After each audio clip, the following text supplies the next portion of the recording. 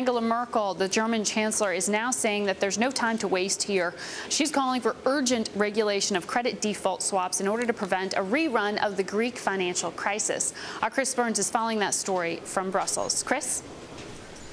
Well, Margaret, exactly. You're getting words from other leaders here in Europe that are backing up Mr. Papandreou as he goes to Washington with that message. Angela Merkel saying she wants, in her words, quick action on trying to crack down on credit default swaps. Also, some support from José Manuel Barroso, who's the EU, the Commission president, saying that he says speculation was not necessarily to blame for the Greek crisis itself, but was an aggravating factor, and that he could envision a ban on naked sales of CDS.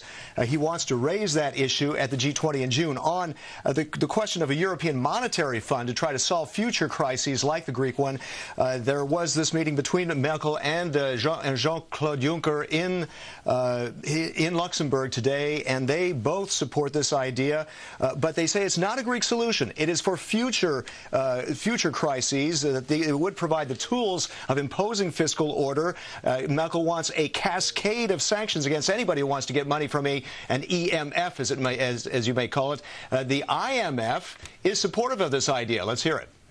It's perfectly reasonable for Europeans to try to build the institution they need, and we will discuss probably this question later on, because to draw a lesson of a crisis, you better wait for the end of the crisis.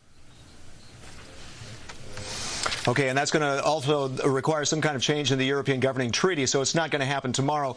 As far as opposition to this idea, there is Christine Lagarde, who's the French finance minister, says that there are other ways to do this beyond retooling the governing treaty. Jürgen Stark of the ECB is against it, and Axel Weber of the ECB, also another hawk there on the ECB, is against this idea of a European monetary fund.